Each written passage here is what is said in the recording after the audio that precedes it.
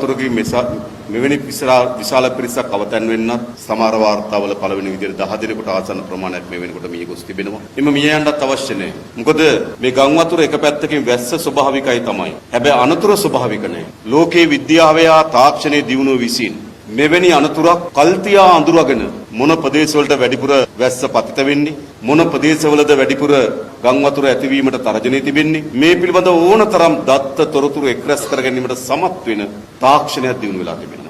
අහස දිහා බලලා වහින්න වගේ කියන එක වැස්සට පස්සේ ගොඩක් වැස්ස වගේ කියන තත්වයකට අපේ රටපත් වී තිබෙනවා. ඒ නිසා මේ ස්වභාවික වැස්සෙන් මේ ඇති වී තිබෙන විපත ඒ ස්වභාවික විපතක් නෙවෙයි. එය අපේ රටේ මෙතෙක්කල් අනුගමනය කළ ප්‍රතිපත්තීන් වල විපතක් හැටියට තමයි මේක තිබෙන්නේ. ඒ නිසා මේනුත් අපිට ඇනලා කියන්නේ අඬ ගහලා කියන්නේ වෙන මොකුත් නෙවෙයි. මේ රට වෙනස් කළ යුතුයි කියන කරුණ තමයි අපිට දිනපතා ඇති වෙන සිදුවීම් වලින් පෙන්වුම් කරමින් තිබෙන්නේ. බදුල්ල දිස්ත්‍රික්කයේ දැනට 16ක්, නුවර දිස්ත්‍රික්කයේ කලින්ම කඩුගන්නාවේ 6ක්, මේ වෙන විට 4 දෙනෙක් ඇතුළු ජනතාව 26 දෙනෙක් මරණයට පත් වී තිබෙනවා. එimhe මිය යන්නත් අවශ්‍ය නැහැ. ඒ වගේම නුවරඑළිය දිස්ත්‍රික්කයේ තව 4 දෙනෙක් අතුරුදහන් වී තිබෙනවා කියලා වාර්තා කරලා තිබෙනවා. මේ ගම් වතුර එක පැත්තකින් වැස්ස ස්වභාවිකයි තමයි. හැබැයි අනතුරු ස්වභාවික නැහැ. මේ වයින් උදේ වෙනකොට වාර්තාවේ තිබුණු ස්ථාන 140න් ස්ථාන 97කම මේ NBR ආයතනය විසින් පරීක්ෂා කරලා තිබෙනවා. මේ ආපදා තත්ත්වය සම්බන්ධව ආණ්ඩුවක් ලෙස අපි උපරිම මැදිහත් වීම පසුගිය මාසයකට කලින් ඉඳන්ම අපි යම් සැලසුම් කරන එක හිටියා. මේ තත්ත්වය දන්නා නිසා දැන් අද ජනාධිපතිතුමාගේ සාකච්ඡාවෙන් පසු අපි බලාපොරොත්තු වෙනවා ඒකෙන් එන ක්‍රියාමාර්ගات සමග